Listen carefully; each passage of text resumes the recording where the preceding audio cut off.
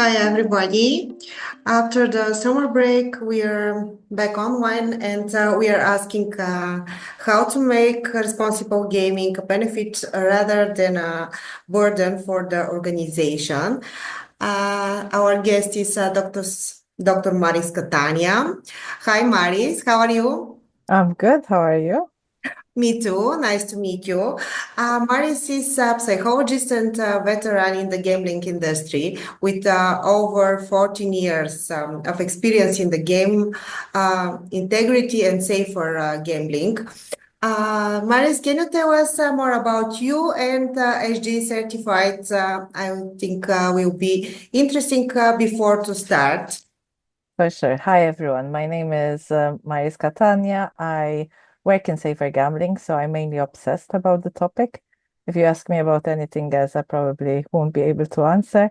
I've been working in this industry since 2009, where I was fresh out of university I had just done my psychology degree. So my background is a chartered psychologist, and I work as a consultant with SG Certified, which is a one-stop solution when it comes to compliance and anything that you need. So we can help if you have issues with safer gambling or if you need assistance in making auditing much easier for you. And today, I'm going to speak about a topic that is something which I get a lot of people talking about sometimes. So most of the time when it comes to speaking to someone and they say I work in responsible gambling, if they're coming from a commercial background, I always get these really side eyes like, oh no, it's responsible gambling, oh no, it's going to cause us issues. And today I thought it would be quite topical to speak about how responsible gambling can actually be a benefit for an organization rather than a burden. So if it's okay with you, I can share my screen. Yes. Um, Thank you. And any questions you have, they're very welcome, but I would answer them at the end of the presentation.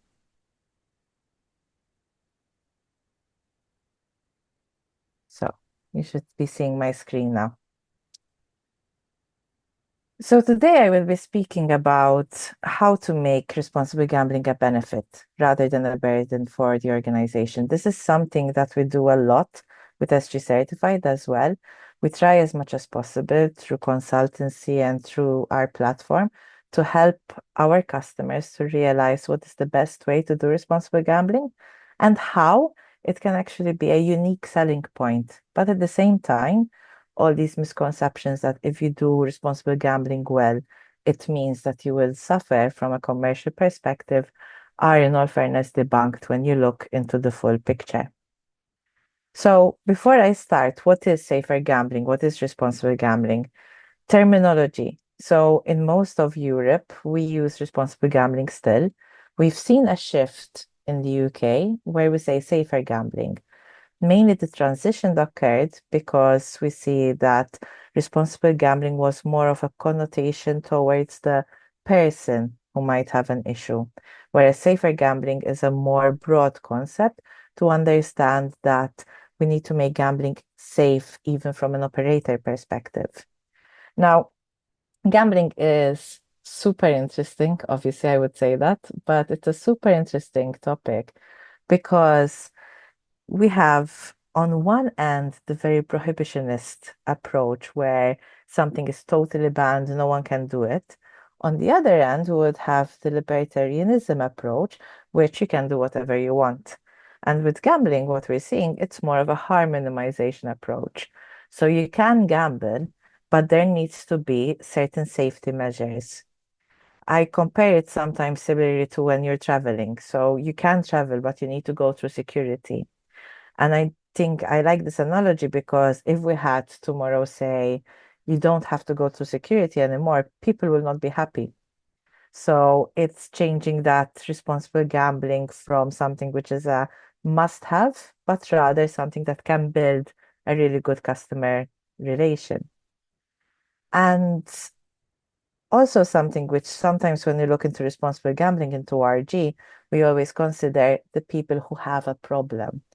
Rather than that, responsible gambling measures are there to protect everyone. And if you are someone who just joined a company and started playing, or if you are someone who's going more into the spectrum of potentially problematic play, you should always have some RG measure to help you.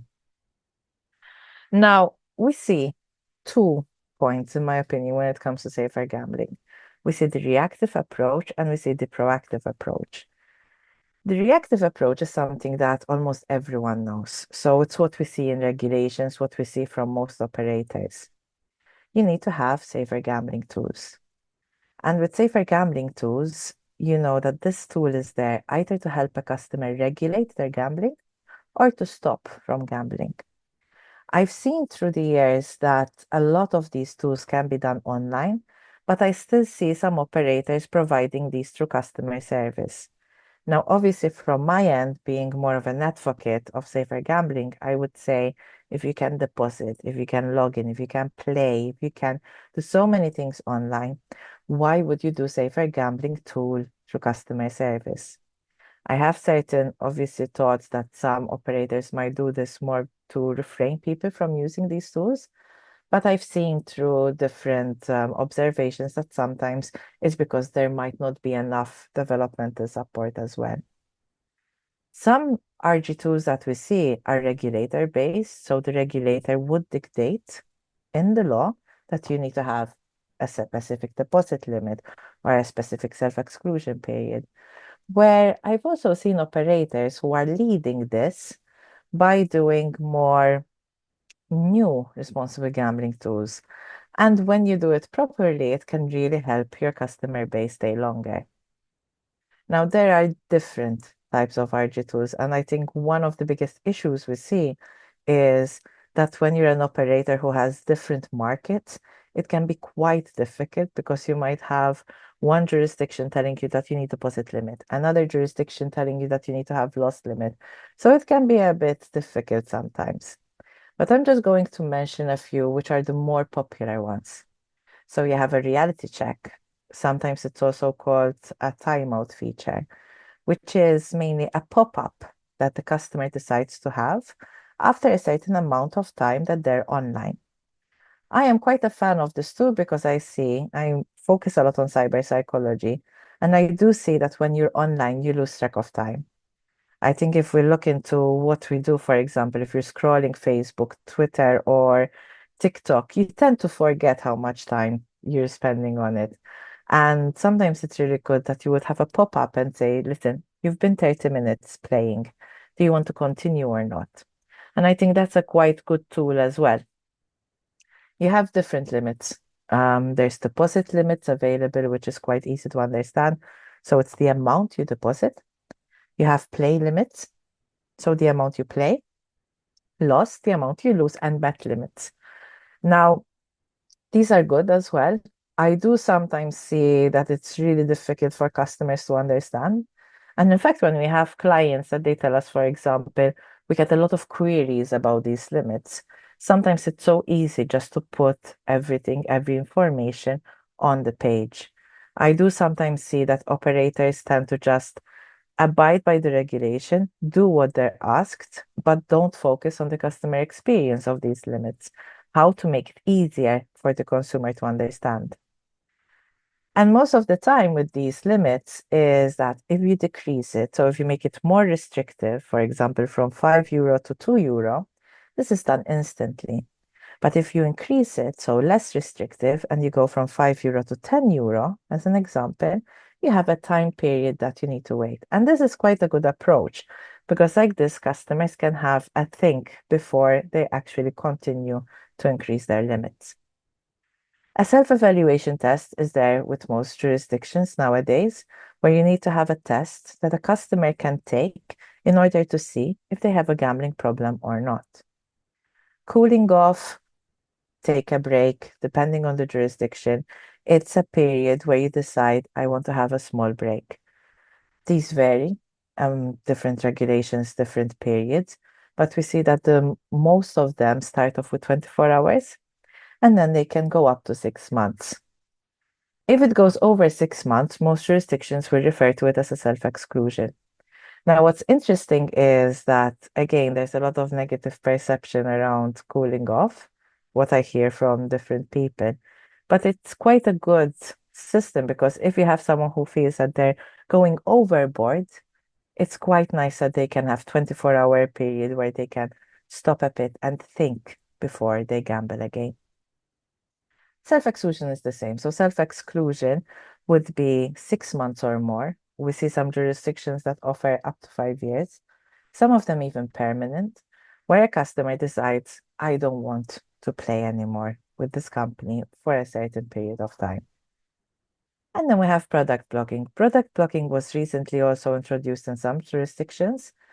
Upon a few years ago, I knew some operators were offering this out of their own free will. And again, usually when you think of operators offering more RG tools, you might have that conception, no, why are we offering more? But this was a really good tool, in my opinion, because you might have people that can play poker, for example, in a sensible manner, or they can play sports betting in a sensible manner. But if they decide to play, for example, casino, they go a bit wild.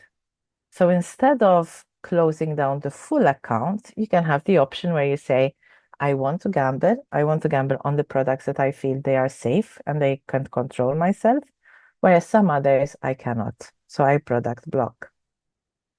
Now, as I mentioned, I started in this business in 2009.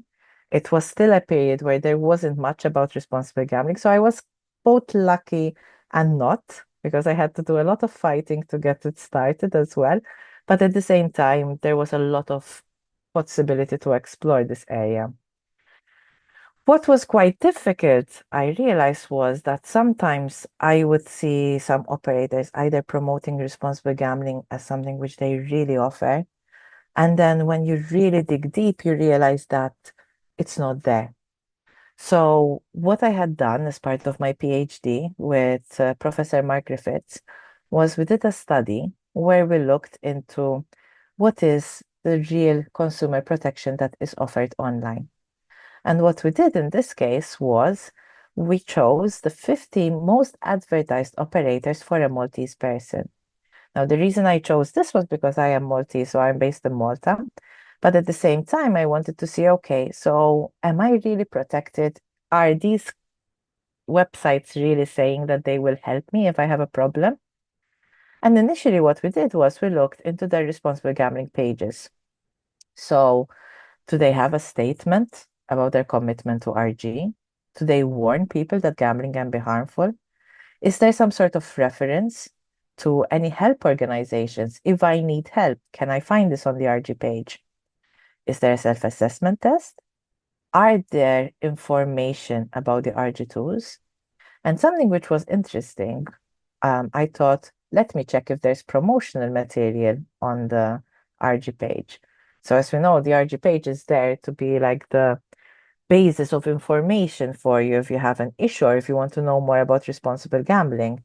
But it would be a bit ironic if you have a page dedicated to this and a pop-up saying, click here for a bonus. And links to gambling filtering software. So for example, like Gamblock and Bet Filter, or there's now also Bet Blocker. Do we see these on the RG page? As well, I wanted to look, when you register the account, do you have age checks? Would a person know that they have to be over 18 to play? When they send communication, because we all know that most operators bombard you with communication, especially when you register. But is there information about RG, or is it only about the new bonus or the new marketing that they have? And how easy is it to access your gambling history? Can I see what I'm playing on? I also looked into the availability of these RG tools. What type of tools do I have to control my gambling? And the place where I deposit, is there a link to this limit? And something which had not been done before was I wanted to evaluate as well, not just what's on the website, but what is their customer service communication. So for each operator, for 50 operators, I contacted their customer service through live chat. If they didn't have live chat, I would have used an email.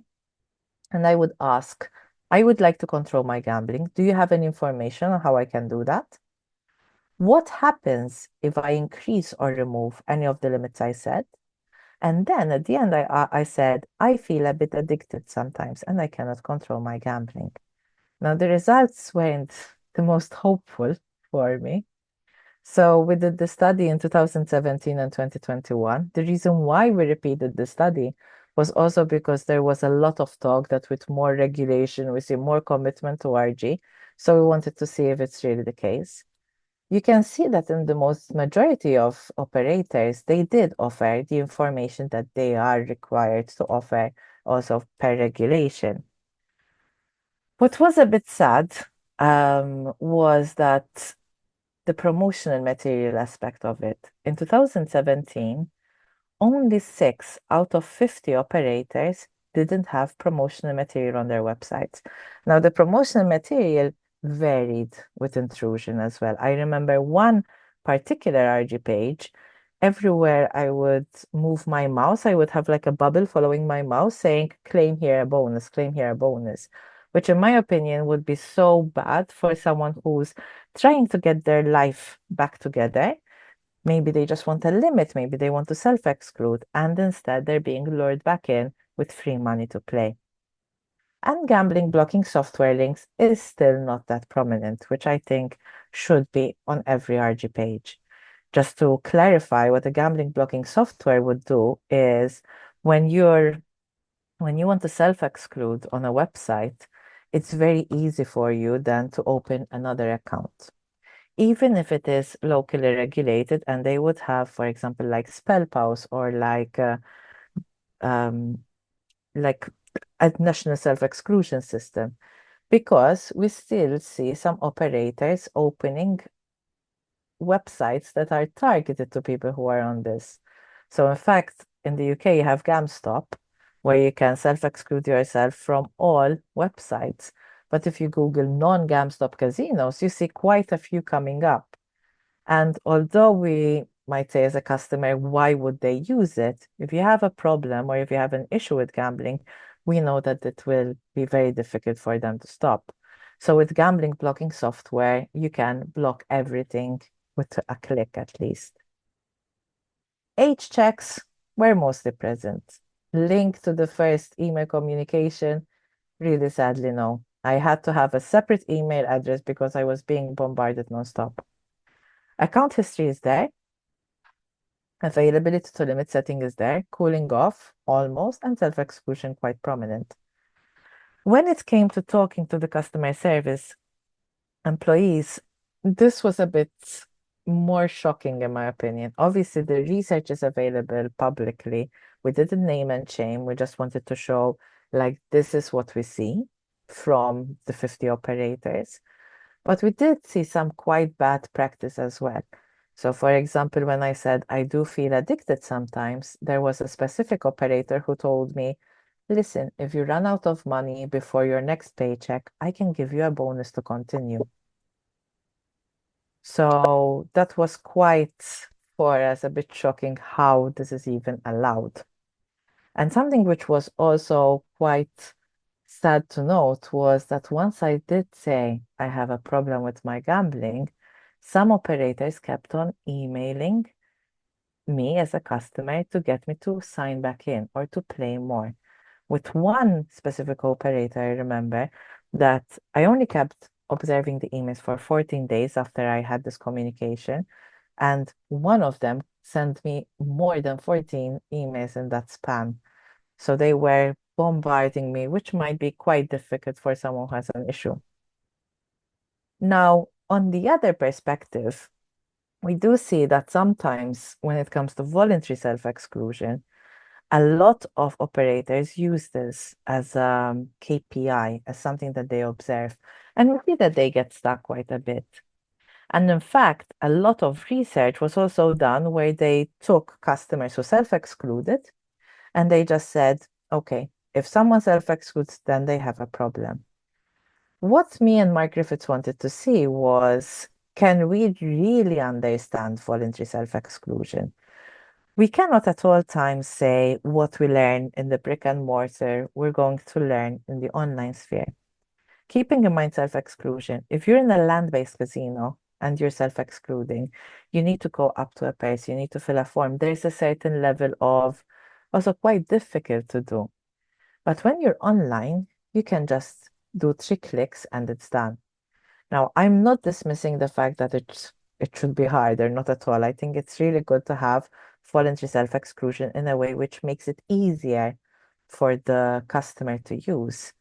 But it's not always the best proxy measure for problem gambling. It's not always the best KPI to see if someone has a problem.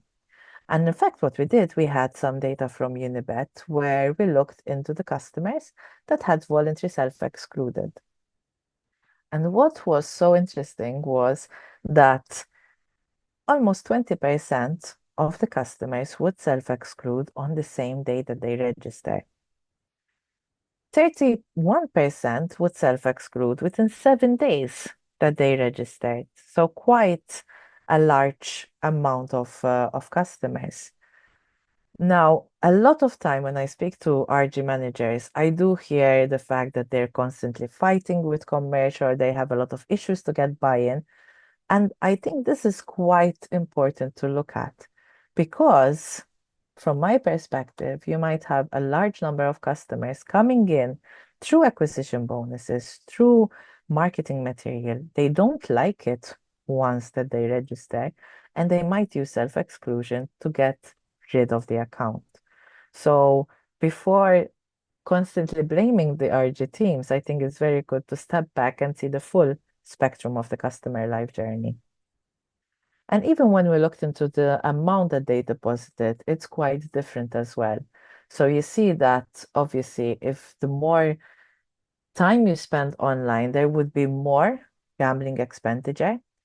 But what was also interesting is that when we compared these customers to customers that said, I have a gambling disorder, can you please close my account?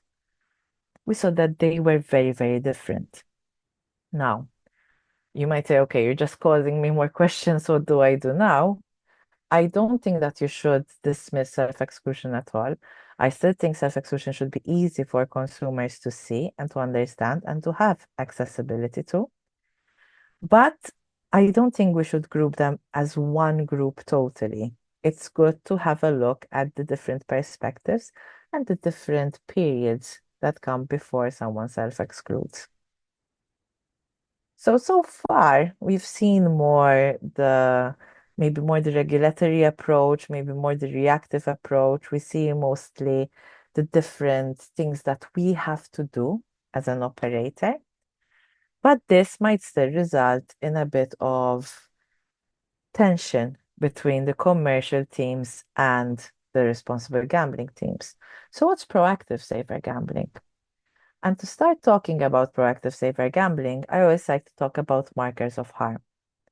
When you look into a gambling spectrum, we see that some customers will start off as social. And we see a lot of customers that actually just gamble during sports events, for example, the World Cup or the Olympics. They wouldn't be customers who are gambling all the time. We see customers who are more regular, which is potentially what the operators want. They want customers who are more constantly present and more constantly depositing. Now, when I teach at university, what I try to say with these things is I say, okay, think of a really bad day you have at work. What do you do to feel better? Psychologically, we always try to reduce the tension that we have. So what do you do? Some people go for jogging, some people shop, some people might have a drink, watch more Netflix. I've had students say that they just sleep. And at that point, that is problematic behavior. So if, for example, I am a massive bookworm, a nerd on all accounts, and if I have a bad day, I think something that I love to do is that I just think I'll either buy some stationery or books. I know it sounds silly, but that is still a problem behavior. Now, if I don't handle the trigger that is getting me to purchase more books, we can see cases like hoarding, for example, where people tend to, or shop addiction, where they will continue, and do the same behavior, and it will develop into a disorder. And the same with gambling. And you have customers who are social and they might become regular. But the problem is when you start seeing customers that are regular and becoming problematic. Now, obviously, we don't want to close down all the customers, but essentially the best way would be that if you see someone who's moving closer to the problematic stage, you try to push them back into being regular customers. Now, in order to do this, as I said, I'm a nerd, so I like to research stuff. What me and again Professor Mark Griffiths did was we tried to get the information we see online. How can we translate this to markers of harm that we can use online? Primarily what we did was we used the DSM-5. So for those who don't know, the DSM-5, the Diagnostic Statistical Manual, is a manual used in different mental health fields where you would have a list of disorders and what is the criteria, what is diagnostic criteria in order to say that someone might have an issue. And for gambling disorder, it's preoccupation when you think constantly about gambling, tolerance where you need to gamble more to feed the same balls, withdrawal when you try to cut down but you're getting very, very anxious. Loss of control. So you're trying to control, but you're not managing. Escape. This is something we see every day. So you're gambling in order to forget, in order to almost relax. Chasing, which anyone working in the online world can see this very clearly when a customer starts depositing more and more with the hope of winning it back. Lying, risking significant relationships or bailout, trying to find ways to get out of the issue. Now, obviously, when you see them like this, you might think, how can I see this online? You know, I cannot. I can't ask a customer, are you thinking constantly about gambling, for example? So what we did was we consulted with different stakeholders. We asked people who had a gambling disorder before. We asked regulators, people working in the treatment centers, other researchers, people working in the industry. If they had to look into this criteria, how would they see it in the online world? And some of them are really interesting as well to see. So, for example, loss of control. What we saw was if a customer decides to set a limit today, let's say of €10, and tomorrow he sets a limit of 20 and the next day of 30. So you start seeing that he's trying to control, but he's refraining.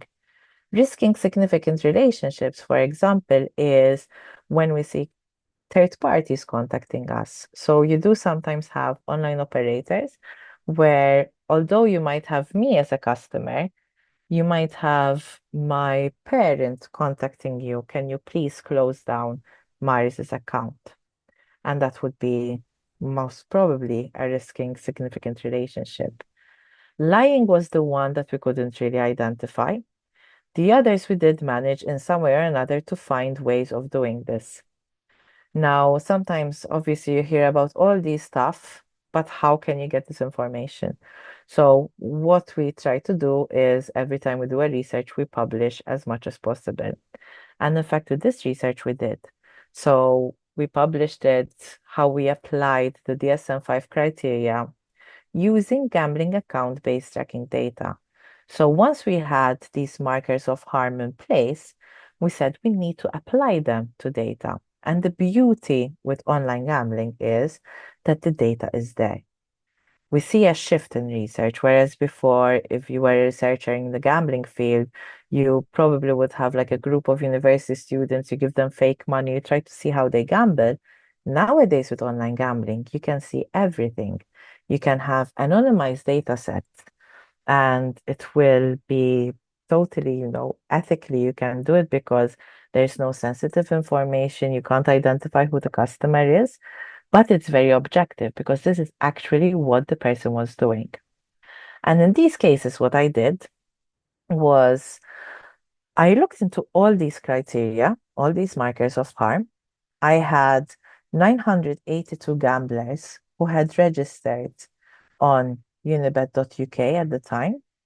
And if they had at least 3 weeks of activity in their first 3 months, I wanted to see if you can see these markers of harm. And in order to identify then how would they be split in groups, we use cluster analysis, which is a statistical way of grouping people. So it's objective again, there's no personal bias from me in this case. And when we had all these customers, when we identified every marker of harm, once we did the cluster analysis, 4 groups came out. The first group that you see here, and you see it's all negative, it was compromised of almost 66% of the population. And what they did was, you could see that we called it the non-problem gambler cluster because they weren't showing these markers of harm. There were 0.3% who we referred to as the financially vulnerable gambler cluster, a bit of a tongue game there, the financially vulnerable gambler cluster, where we saw that they were grouped together, and what really put them together was the daily deposit and the chasing very close to each other. The third group, the emotionally vulnerable cluster, we saw that these customers were very abusive in their communication and they were begging for bonuses. Now, why would we look into the abusive communication? This, obviously, we identified, and there are other research papers that show this, is that people who are developing closer to a gambling disorder, they have a lot of psychological strain. And with online gambling, it's so easy to swear or insult customer service. So it's good to keep in mind that this can be quite a big marker of harm as well. And then we had the at-risk cluster, and the at-risk cluster comprised of approximately a bit more than 30%, where these customers did show the markers of harm, but they weren't as intense. And you can see there, like in this case, you have it goes up to 8, but in this case, it only goes up to 1. What does this show? It shows, first of all, that you have markers of harm in place. It's not true that you're going to detect everyone. It also shows that it can give you a better understanding on the areas that you need to work on. But again, by presenting all this research, how can you apply it in your everyday work?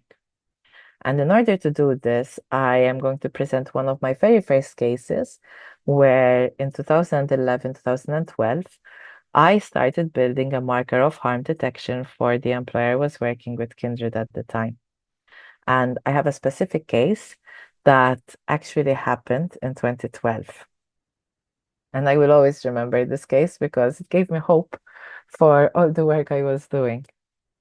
So this customer that you see here, she got detected on the system on the 25th of October.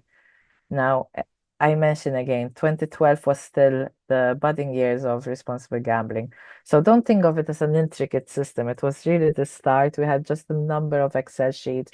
We're looking as much as possible to understand consumers. We don't have the knowledge that we have today.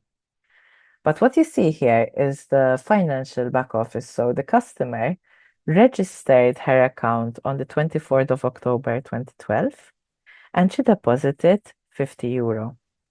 What happened was she played till 4 o'clock and she withdrew 20. So she put 20 back on her bank account. She played again at 5:05, where she deposited 60. She continued playing till 9, where she deposited 100, and then she kept on playing until she lost all her money. The next day, she came in earlier and she deposited straight up 150, so much, much more than she had been playing before. And she was playing the whole 8 hours. Now you might think, how can someone make 150 euro last?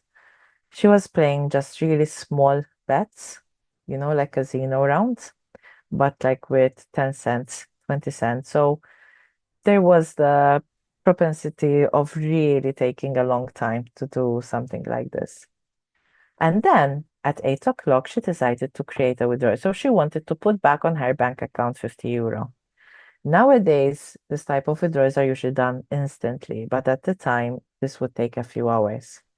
So she decided to reverse, to cancel the withdrawal, and then she played a bit more and withdrew a bit less.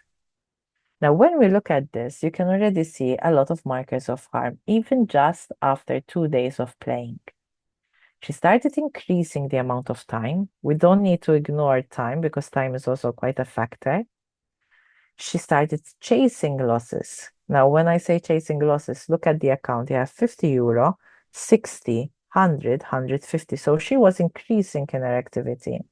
And she also canceled the withdrawal. So she tried to control, but she lost control and she withdrew less. What do you do in this case? So mainly, the customer had just registered. Now, I like to always advocate for a stepped care approach, not something that you just say, I treat everyone the same. I don't care how many times they get detected. I think the initial communication, unless it's a very high risk case, should not be as invasive because you might scare the person away.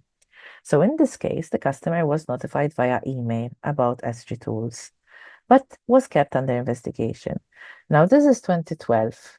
If it had to happen nowadays, I would also always advise the operator to use live messaging, for example. But at the time, we only had emails to be able to contact the customer. We still kept the person under investigation. The reason being was we know that older females have a higher chance of developing a gambling disorder. We know this about younger males as well, but we see that with females, we need to be careful when they're a bit older. Also, we could see that she's playing long periods of time, but also doing something which is promoting escapism, casino. So there's a level of gambling where it just almost numbs it down. And sometimes you have people saying, yeah, why don't they stop? It's really silly to play casino. Why would they do that for so many long hours? Most of us do it daily with social media. So it's just she chose that she would do it through casino. And this is where it was interesting. The customer, when she received the email, she actually set up a limit. So what you see here down below is a screenshot of the audit log that the customer service agent would see. So the person decided to set up a limit of €100 for 7 days. Why is this interesting? Because if I go back and I look at how much you deposited in 2 days, it's much higher than €100 for 7 days. 6 days after she set up a limit, she decided to increase the limit. Now, again, 2012, we didn't have so many things. We were still starting with markers of harm. But something that I had seen was that in some cases, it's very good to remember that you're talking to humans, not just an account number. So we would have responsible gambling experts who would call customers to see how they're doing and what to do. Now, when you're at this stage, technically, you have mainly 3 ways of handling such cases. You can let her play, which, to be fair, it's not such a large amount. It's not going to be picked up by a regulator, probably. And you did send an email about safer gambling tools. You can close her account. So you could just say, I don't want this risk. I'm just going to close the account and that's it. What might happen in that case is, although you think maybe from a compliance and legal case you're done, there can be harassment done to customer service. There can be a lot and a lot of communication going back and forth. And as well, now every day, everyone can post anything online. So you might get some backlash as well on social media. Instead, what I would advise and what we had seen was to continue with the stepped care approach. So in this case, an RG expert contacted this person. Now, you would tell me, how would you contact a person like that? What would you do? It's not like you can just call someone and say, hi, our marker of harm system can see that you are off the charts and you're such a problem. But instead, what the analyst did, which I think was really, really great to do, was she started the conversation by asking, what does the customer think of the RG tool? So it was just a simple conversation asking, we see that you set up a limit, we see that you changed it. What do you think about the RG tool? Is it a good tool or not? And slowly, there was more exploration, more building of the relationship, and the customer started opening up. And the customer did say that, I should have a break. Now, initially, the agent also told her, like, okay, let's start with 7 days because it's easier to tell someone to stop for 7 days than for 6 months. But the customer actually chose and said, no, no, I'll stop for 6 months. Now, why do I love this case so much? You can imagine 2012, still starting, still in my 20s, still trying my best. After 6 months, we had closed the account and we had said, in order for her to reopen, we have to have another call because I was worried. And the customer did call after 6 months. I think with gamblers, if you say a date, they will always abide to it. And when the customer called, we were all kind of ready not to try to get her back on the website, but she called to thank Unibet at the time because in the last few months she could pay her rent. And that feeling that, at least all the efforts managed to change one person's life was great. And that's when it started to have more buy-in from different stakeholders in the company as well. So by implementing a proactive RG approach, you can really get an overall better customer experience. When I started this system in 2012, there were two brands in the company. And I remember that I had at one point a clash where the person who was in charge of the second brand came up to me and said, we have so many customers self-excluding. This is all because you're promoting RG and you're ruining our business. So I said, okay, let me check the numbers. And when I was looking into the numbers, I looked into the number of people who self-exclude compared to actives, because obviously it's a difference to have 10 people out of 1,000 compared to 10 people out of 100. And she was right. There was an increase in self-exclusions. There were more people self-excluding, more people terminating their relationship with the brand. The thing is, I had only rolled out the marker of harm system on one brand, the first brand. So obviously, I was thinking I'm going to get fired, first of all. And secondly, it's going to be much worse on the first brand. But what we had seen was that there was a steady decline of people who would self-exclude. Instead, more people were using limits and less people were self-excluding. And this, when you look into the numbers, results quite like good financial gain. Because we know that if a customer self-excludes for 6 months, there's a high chance they're not coming back. But if you manage to keep a customer to deposit regularly for 6 months, he might continue to do this for a year, for 2 years, and in the long run, it's much better. What was also quite nice to see was the retention numbers from employees. So when you look into retention numbers, initially, I started the system by looking into abusive communication. So I would tell customer service agents to always write down if a customer has been abusive in their communication. And I would always tell them, let me know so I can look into the case. And initially, we had at least one a day, at least. And some of them were really draining. When we started launching more markers of harm, like chasing losses, for example, or canceled withdrawals, that number went down to once a month, which was impressive for customer service agents. Less people were getting burned out. And you might say, okay, but my business will focus on the number of customers. If you look at how much and how valuable an employee is, even just looking at numbers, even just to understand, they leave your company with knowledge that they acquired with you. You need to recruit, so recruitment costs. You need to find someone good, so more HR costs. And you need to train them again, and you need to get them to the same level. That's a huge burden for the company. So by taking care of your customers, you're actually taking care of your customer service agents. And I've seen this a lot of times. People are proud to be associated with a gambling company that is actually focused on responsible gambling. You can build relationships with your customers. I still had customers who would still call in just to tell us, that they're doing well and everything like that. And tools, which are, as I said, RG tools, they're either there to control or to block. When you promote the more control tools, you see that the customer can stay longer as a stable and constant relationship with the operator. And don't be afraid to ask. It's not the first time that a customer, I took a lot of these RG calls and I was asked, but are you still enjoying your gambling? Are you still having a pleasant experience? And then we realize, yes, this customer needs to stop, or this customer needs to block a product.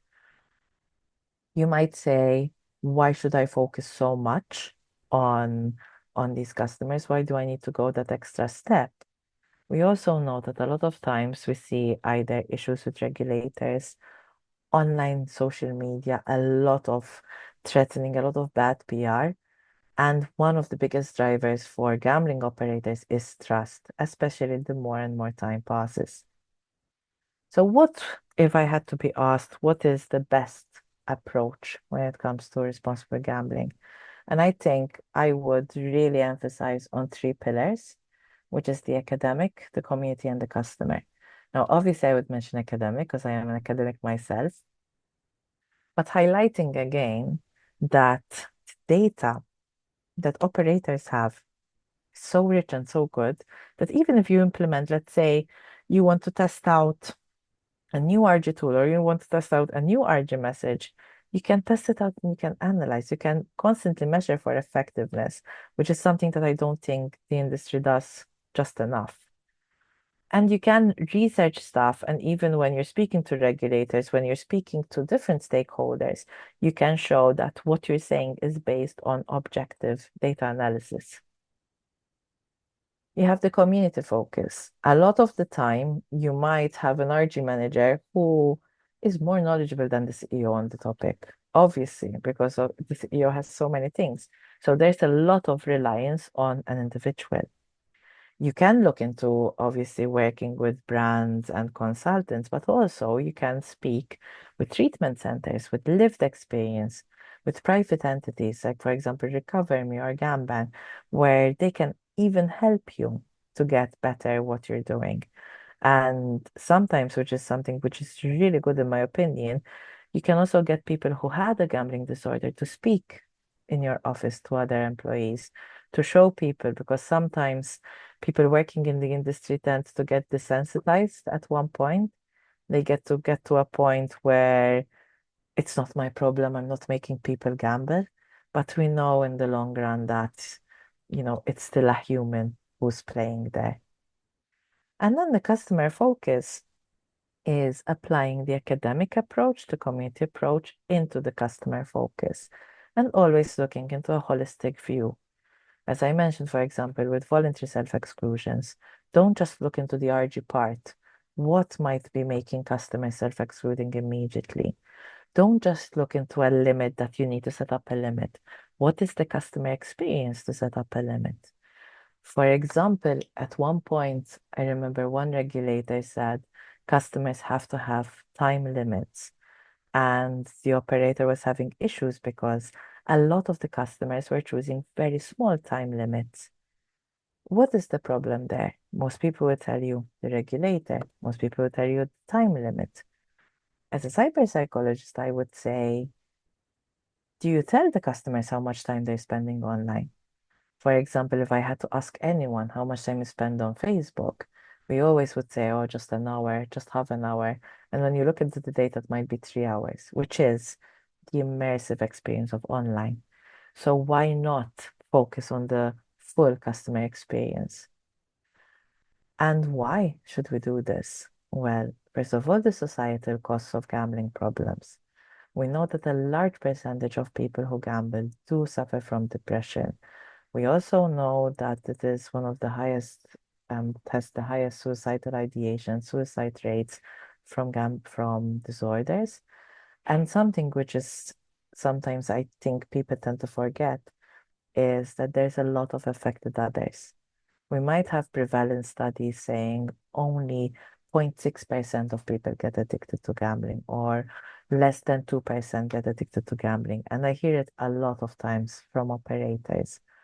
What we need to keep in mind is that there's a ripple effect. If I get addicted to gambling, if I start gambling my family's money, I know that my sons are impacted, my husband is impacted, my family is impacted, my clients are. And slowly, slowly, that can start to multiply quite a bit. So if not done well, and if RG is not at the center of what you do, this is what we start seeing. And in fact, it's something that easy to find through a small Google search. PR, press releases, it keeps you coming back, the rise of VIP gambling schemes. It's like a drug dealer handing out free heroin. Gambling addict treated like VIP by bookies is jailed for stealing from his employer. Gambling addict who stole nearly 180,000 euro from his employer was treated like a VIP. We don't want this to continue, even from a commercial perspective.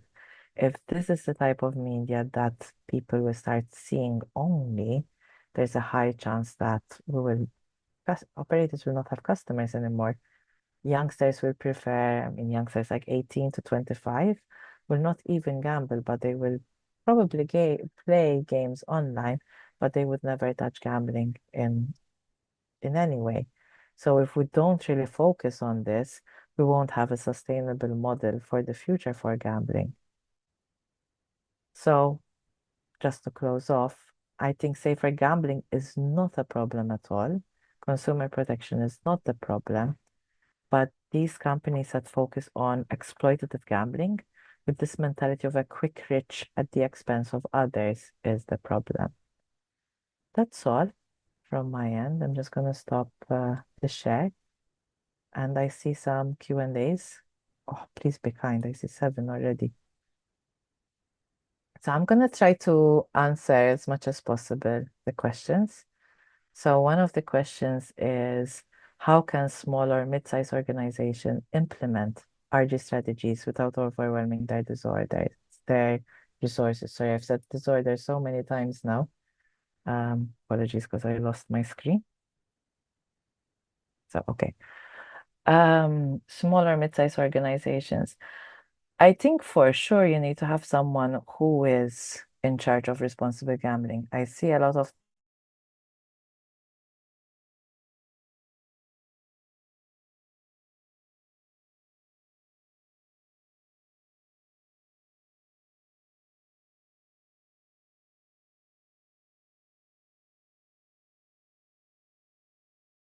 is I would get people who are interested in customer service, so customer service agents. And if they were really interested in RG, I would ask them, can you dedicate 1 hour a week just to help me out on responsible gambling issues? Data teams, obviously with me, it was a bit easier because I like numbers, I like to analyze data, but to have data teams or BI teams just to step back and understand what's going on. And if you speak to treatment centers, if you speak to lived experience, some of them would help even without using any of your resources. So I remember inviting treatment centers to the office, and I would ask them, can you sit down with some people from the RG department and see what we're doing? How do you ensure that responsible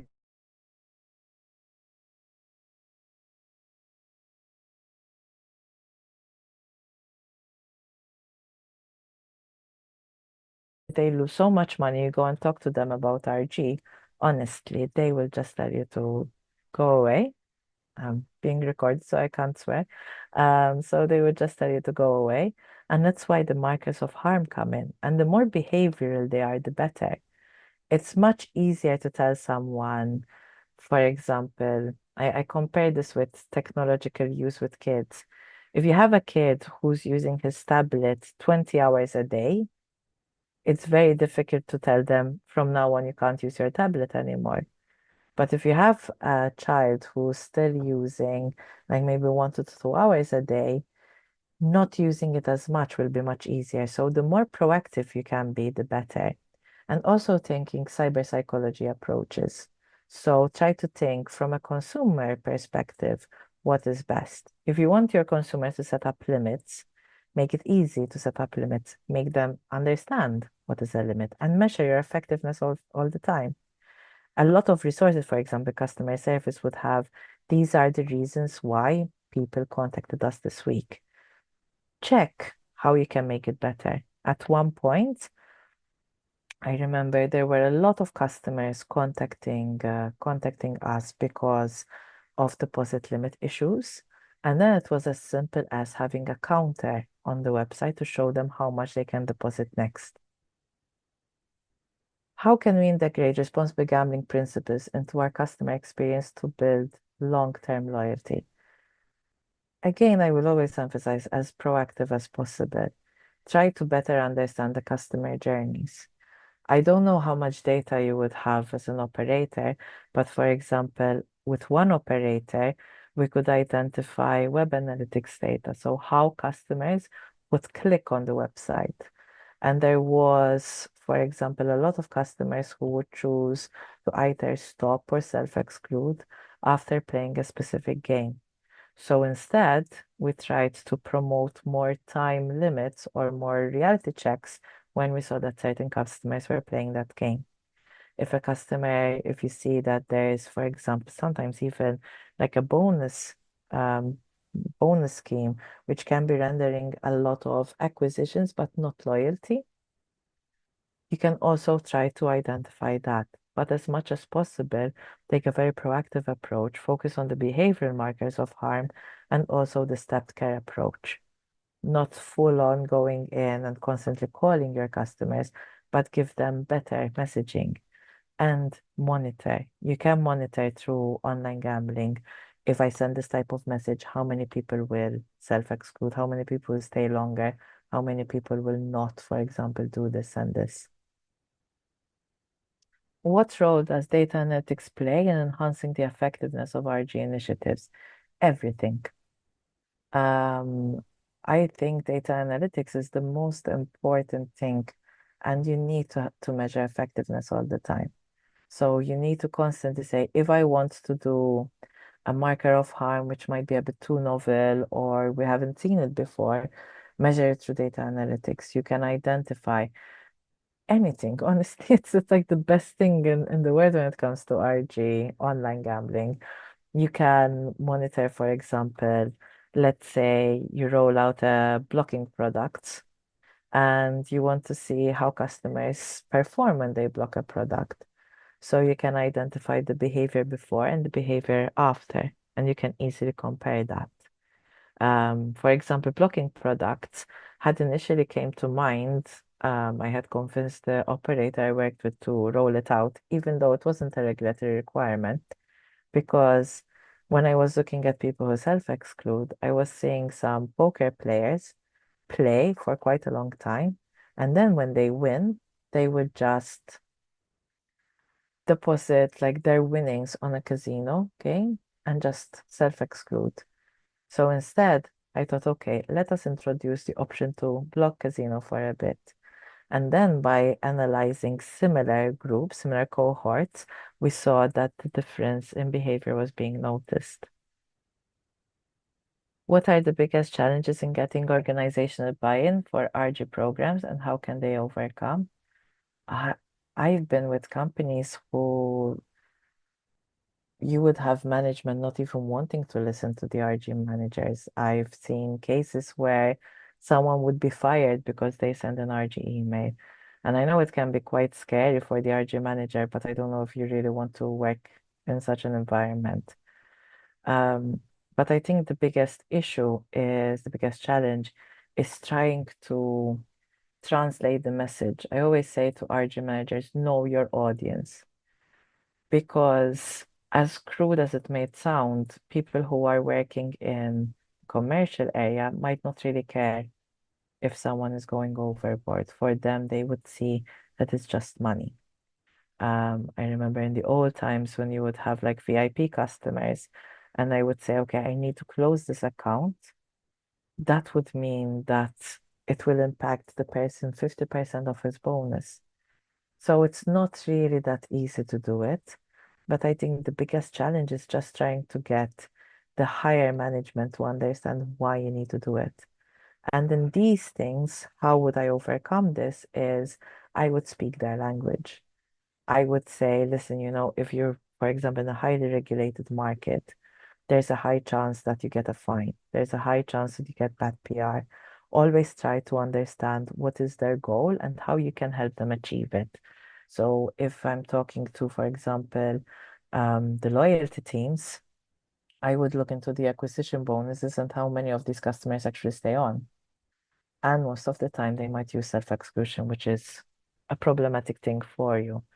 Or I would try to get as much as possible if we're looking into commercial KPIs. How does RG tie into those commercial KPIs? What is what we call ARPU, the average revenue per user, rather than how much money you made in the last month? How do you balance commercial interests with the ethical obligations of promoting RG? I think commercial interests should be hand in hand with the ethical obligations of promoting RG.